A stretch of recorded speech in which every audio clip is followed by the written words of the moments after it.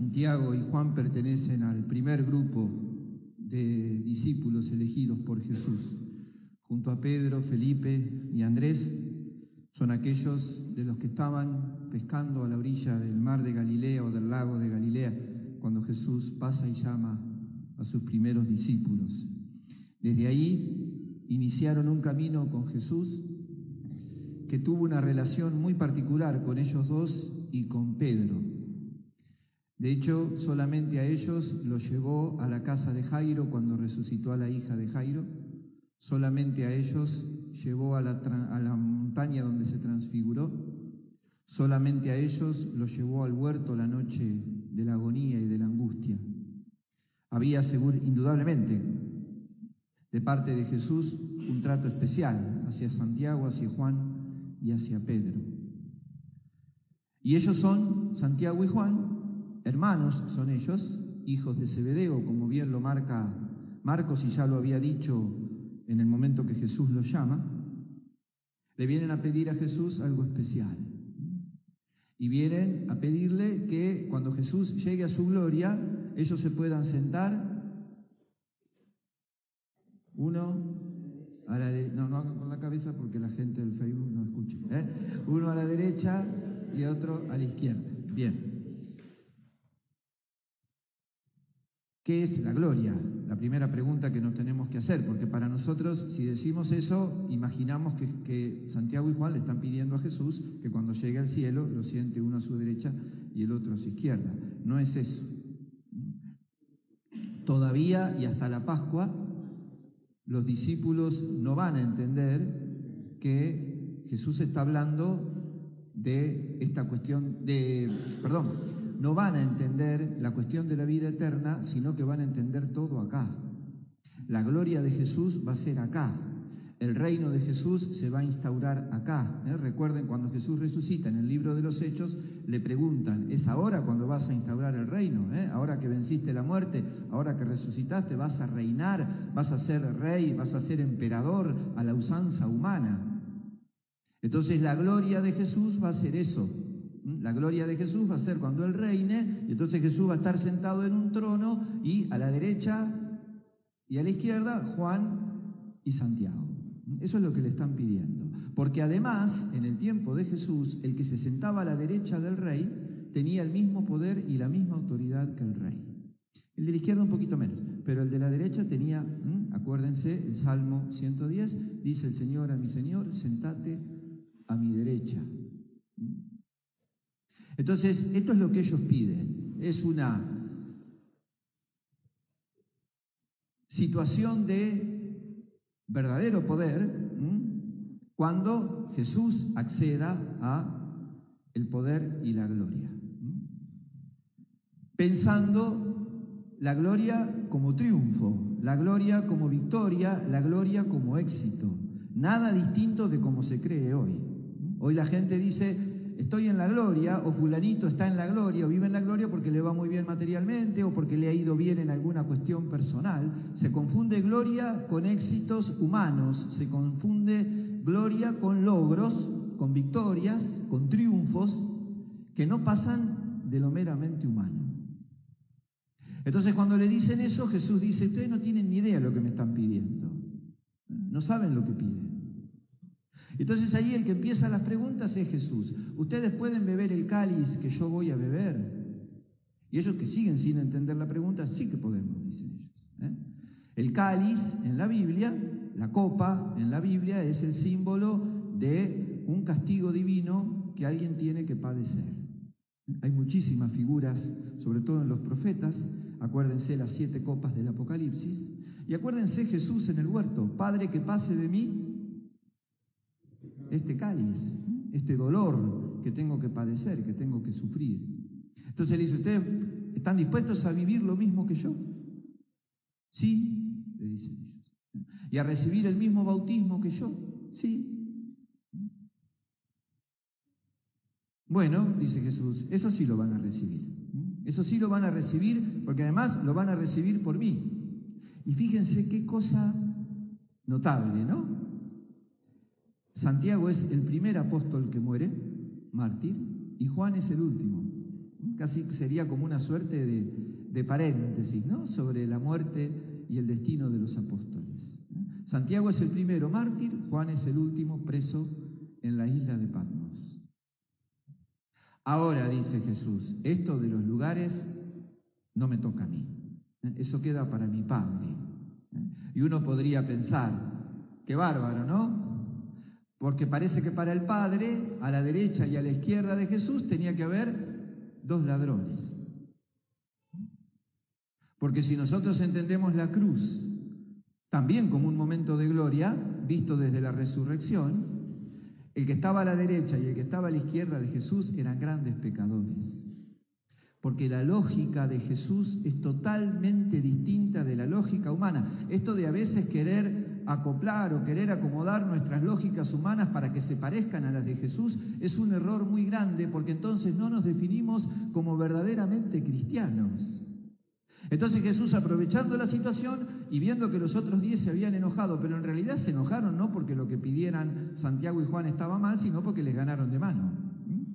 Entonces se enojan, discuten, y Jesús los llama y le dice: a ver, muchachos, a ver, los que se consideran gobernantes de las naciones tratan a la gente como si fueran sus dueños y la dominan. Entre ustedes, eso no. Entre ustedes, eso no. Entre ustedes, el servicio y la entrega. En la iglesia de Jesús no hay dominadores. En la iglesia de Jesús las relaciones no tienen que ser de poder, tienen que ser vínculos fraternales, tienen que ser vínculos de personas que se consideran todos y viven y celebran su dignidad invencible de hijos de Dios y que por eso son hermanos. Por eso somos comunidad, por eso está llamada la iglesia a ser comunidad. Por eso empecé citando a San Ignacio de Antioquía: caminemos juntos, vayamos juntos. Lamentablemente esto no podemos mostrar la historia de la iglesia como un panorama inmaculado en esto. Siempre en la iglesia han existido este tipo de relaciones que lamentablemente han hecho mucho daño, fundamentalmente porque es una contradicción con lo que pide Jesús. Entre ustedes esto no. Y a veces somos muy exigentes con cosas que por ahí Jesús no ha pedido, y estas cosas que Jesús sí las ha pedido, las dejamos pasar. Y las justificamos con que la naturaleza humana es así. Y entonces no terminamos de ser la iglesia de Jesús y no terminamos de dar un testimonio convincente al mundo para que el mundo crea de que en el reino de Dios y fundamentalmente en las comunidades cristianas se puede vivir de otra manera. No vínculos de poder, vínculos de fraternidad. Todos hermanos.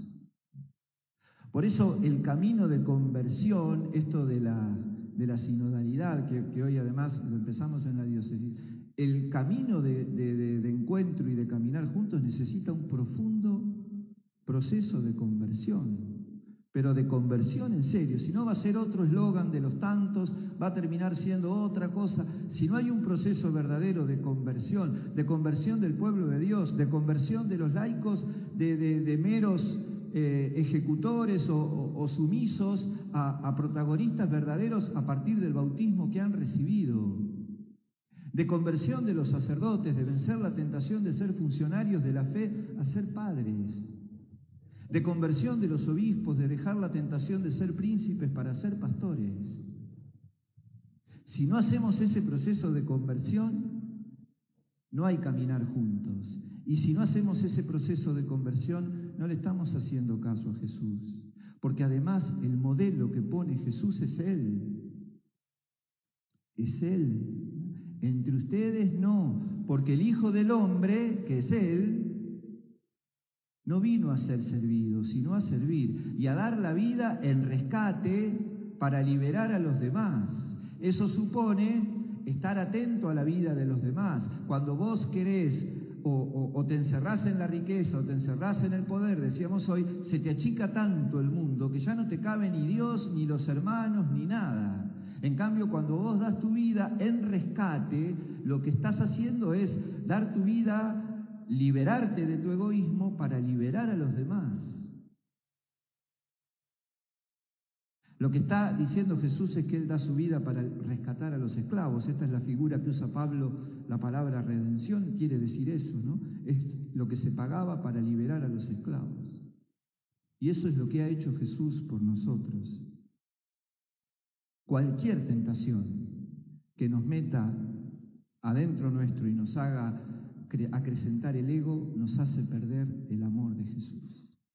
Nos distrae del amor de Jesús. De ese sumo sacerdote hermoso que presenta en la carta a los hebreos, de ese sumo sacerdote que es capaz de compadecerse de nosotros porque comparte todo con nosotros menos el pecado. Y es ese mismo Jesús que se ofrece y que renueva todos los días en los altares la entrega de la primera lectura del libro de Isaías que nos leía Juan. El amor de Jesús, ese amor, decíamos en el Salmo, Señor, que descienda tu amor sobre nosotros, que baje ese amor sobre nosotros, que nos libere de tantas tentaciones egoístas que nos achican el mundo, que nos achican la vida, para saber ser liberadores, para saber verdaderamente y en serio rescatar, y rescatarnos entre todos, porque la idea es caminar juntos, insisto, en serio.